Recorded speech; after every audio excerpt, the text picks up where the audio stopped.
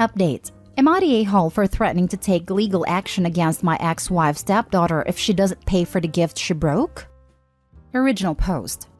I, male 38, have been separated from my ex-wife for almost 14 years. She's married now and has 2 stepdaughters, and this one involved the older one, Anna, 17 I think. Our older daughter, Diane, female 16, is really into calligraphy. My parents gave her a Japanese calligraphy brush as a gift for having a great school year. We came back from a trip and left them with her mother. I was just getting home when my youngest called me to return. Once there, they were having an argument and my ex-wife and her wife were trying to mediate. Diane said that Anna stole her brush and broke it. Anna says she took it with permission from Diane, which is a lie, and we checked, and she accepted breaking it, but replaced it with another one, a cheap one. My ex-wife and her wife claimed that it was not a big deal and Anna replaced it. I disagree, and told them that either Anna or them have to order a new one or give them money for us to do it. They were willing to do it, until Diane told them how much it would cost, $3,000. That's when they flipped the lid and said why I'm buying something that expensive. I told them it's none of their business or the point. Besides, it was a gift from my parents, not mine. They refused and said they can't do it without taking a hit in their finances.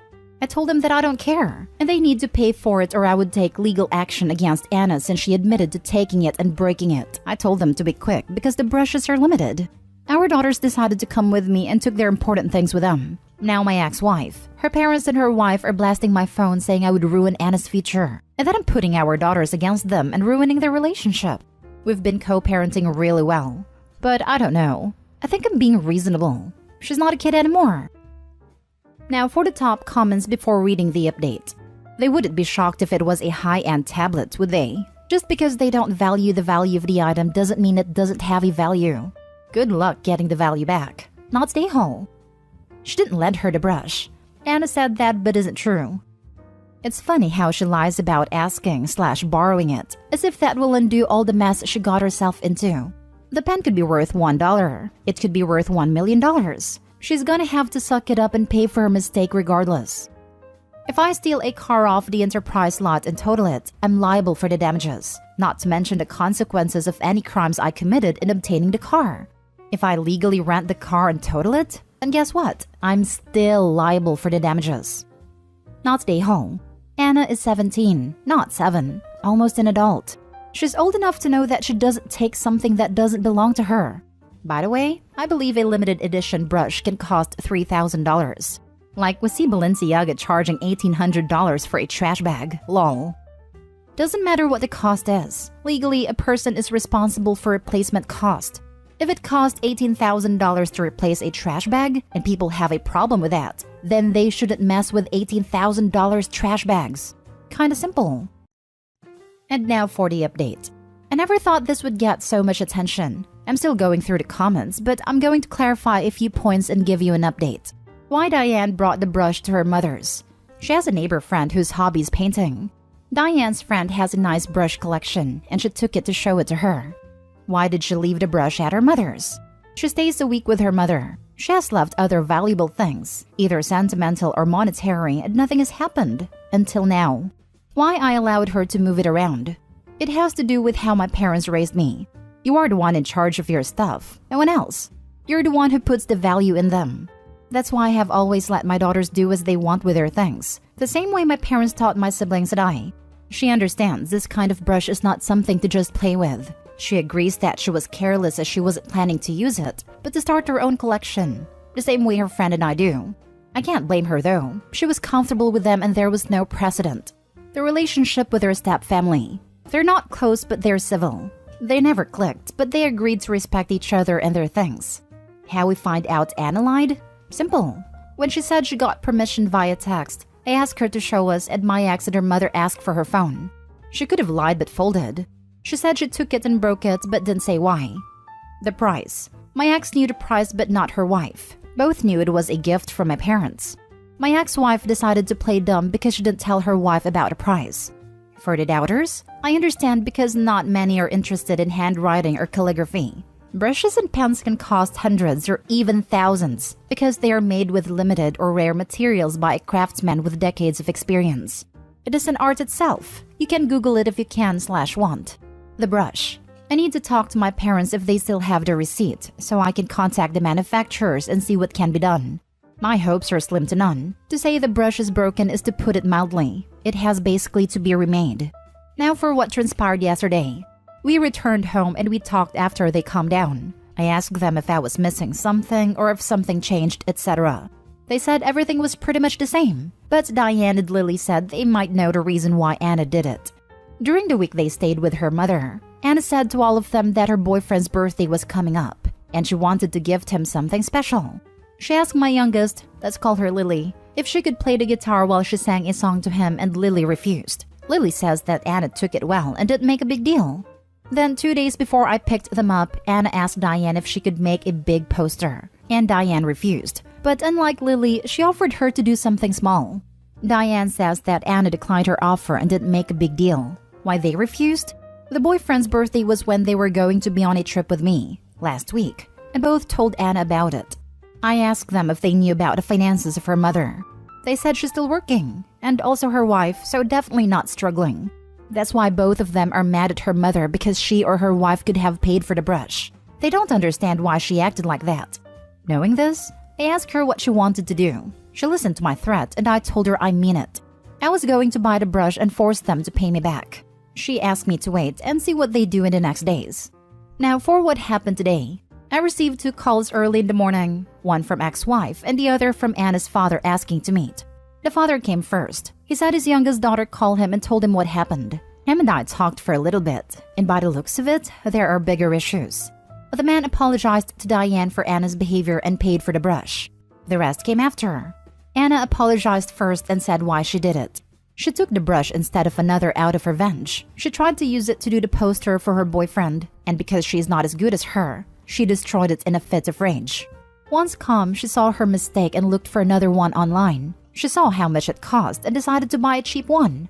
She never told anyone what she did until Diane returned. Anna's mother apologized to Diane and also to Lily. They both left after that. My wife remained. She apologized to Diane and Lily and said she acted the way she did because this could kill the little to none relationship they have as sisters. But the result was worse and she regrets it. Diane and Lily told her that everything could be fine if they paid for the brush and apologized right then and there. She could have ended with 1 upset daughter. She has now 3. They said that now they don't feel secure there and have no plans to return. My ex-wife said she was going to do anything to solve it and proposed family therapy again, but both of them refused. They said that they could meet somewhere else, but at least not for now. They left us alone. We talked mostly about logistics and a few things I wanted to confirm. Lastly, I talked with my daughters again and both still are pretty upset. The relationship with her mother took a major hit and they're not happy with how it was resolved, and neither do I. We're going to see my parents in the upcoming days. Diane wants to talk with them about the money before buying another brush. Thank you for taking your time. I try to cover as much as I could, but I will try to answer if you have questions. She could have ended with 1 upset daughter and now she has 3. Harsh, but true. Taking others' stuff and breaking it and buying a cheap one to replace it. Wow, parents tries to correct mistakes. But Opie's ex-wife was a terrible mother. You are not entitled to others' stuffs. To be fairly fair, if my son made a $3,000 oopsie, I'd be looking for financial compromise myself. Even to someone well-off, that's a freaking huge chunk of money. That's my entire savings. She said she acted the way she did because this could end the little to none relationship they have as sisters. Yes, because the one thing everyone knows about siblings/step-siblings is that showing obvious favoritism to one of them but not punishing them for breaking another one's extremely expensive possessions is guaranteed to make everyone get along better. Ex-wife can't even give an honest apology. She acted the way she did because she chose her wife and stepdaughter over her own daughter. It had nothing to do with preserving their sisterly bond. It was all about preserving her own bond with a new wife. Yep, I'm thinking this is not the first incident. The way it feels is that this was the straw that broke the camel's back for the 2 daughters. I don't care if it's a $20 brush. You don't mess with someone else's brushes. I'm not into calligraphy. I'm not even a real painter. I paint Warhammer miniatures, which is basically 3D coloring. But I don't really let anyone else use my brushes, and I wouldn't feel comfortable using anyone else's. The ex-wife definitely messed up, but a 17-year-old should know better. It is so easy to ruin a brush even without having a fit of rage. Whether it's getting pains in the ferrule or just improperly cleaning. The higher the quality of the brush, the more you have to take care of it. Next story. Am I the a-hole for calling my brother an inconsiderate, insecure, pompous prick? My brother and I are not very close. I can tolerate him if need be, but I think he struggles in many social situations.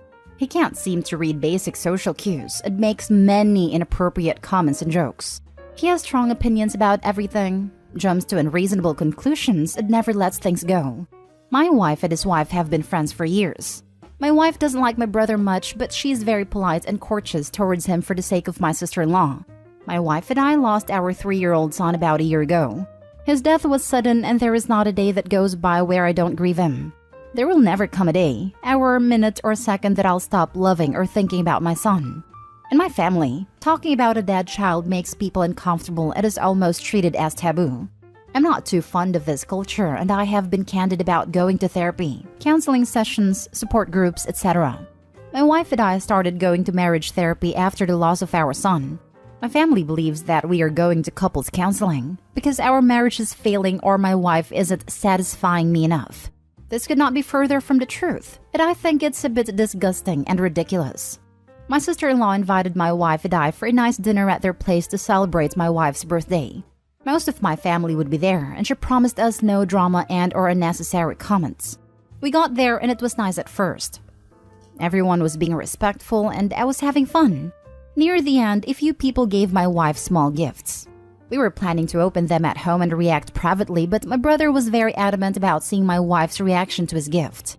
He was so sure that he had the best gift and wanted my wife to open his gift in front of everyone. Nothing could have prepared me for his present. He gave her a baby's romper meant for a newborn boy and an expensive set of lingerie. I was so shocked. When she looked at him, he laughed and said it was to motivate her to bring his spark back into the marriage. Everyone was speechless, until my wife politely thanked everyone for coming and then left, leaving my brother's gift. I told my brother that the gift was wrong and incredibly inappropriate. He started to get defensive and very aggressive, so in anger, I called him an inconsiderate, insecure, pompous prick.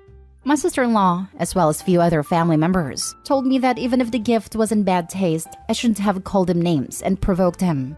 I may be the a-hole for the unnecessary name-calling. Now for the top comments. Not the a-hole. The names you called your brother were the perfect description of his personality. Cut off any personal contact with him until he apologizes to your wife. I am truly sorry for your loss.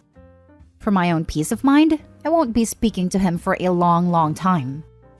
I think that is the best choice. And don't be afraid to do the same to other family members who enable his horrible behavior. You and your wife have my sympathy. What you're going through is beyond awful, and I hope the future brings some peace and comfort for you both. What you said to your brother was absolutely correct. Strange that he can do as he wishes, and that's fine. But you're reacting as provoking him? Did he not provoke you and your wife with the cruel, tasteless jokes of his gifts? Either one alone would be foul and wildly inappropriate, but together, the two gifts are beyond pale. I might be choosy about spending time with him at all in the future, especially if your wife is there if I were you. Not the a-hole, but your brother and anyone who defends his disgusting behavior definitely are. One note, it sounds from the way that you describe him that your brother could be neurodivergent. That's no freaking excuse. Plenty of people struggle with social cues, but they still have the sense to learn from experience how to not hurt people. What he did was hurtful, not funny or clever or cool. Agree that is probably on a spectrum, but that was just cruel. Not the a-hole. You were incredibly tame in your response. I would have read him to filth, drag queen style. Now for the last story. Am I the a-hole for buying my granddaughter more expensive gifts than my grandson? I have many grandchildren, but this is about the oldest ones. Jake 18 and Maya 18. They're cousins, not siblings. 18th birthdays are very important in our family. So for Jake's 18th birthday, I told him I will buy him whatever he wants. As long as it's reasonable, of course. He told me he needs a new phone, so I bought one for him which costed me around $1,000. I encouraged him to choose other gifts as well, but he said it's enough. For Maya's 18th birthday, I did the same thing, and told her to choose whatever she wants. She gave me a list of the things that she wanted and it costed me about $7,000. I was a bit unsure whether I should buy them or not, but decided that it would be unfair if I don't buy it because Jake had the same offer and he chose not to get anything else. Jake's father, my son, was very angry at Maya's birthday. He said I'm showing favoritism. I tried to explain to him that I'm not because Jake had the same offer. His argument was that I raised Maya. Her parents worked a lot and I was basically her babysitter, while I didn't have as much contact with Jake. His mom was a stay-at-home mom. So naturally, Maya would be closer to me and it would be easier for her to ask me for things. You're the a-hole. While you gave them a choice, which is nice, you should have decided that each one of them would get an equal value of gifts. If you spent $1,000 on one, that should have been a cap for the other. No one told you you had to buy all the gifts on Maya's list. You made that choice. Or do what my grandma does and give the cash value to even it out. Sure, I mean, whatever they would want to do is up to them. Ultimately, it should be equal. You're the a-hole for not capping the offer. I mean, really, who asks for $7,000 worth of birthday items and actually gets them? When I tell my two kids to pick stuff, one will be polite and the other will shoot for the moon. If the ambitious one gets everything she asks for, the polite one will get upset because she didn't realize asking for so much was even an option. It's not the polite one's fault, and she's not wrong for being upset. As a parent, I either have to set a limit and treat them equally, or let the ambitious one pick first so the polite one realizes the upper limit is higher than she thought. I would never want the polite kid to feel shortchanged because she didn't realize she could ask for more.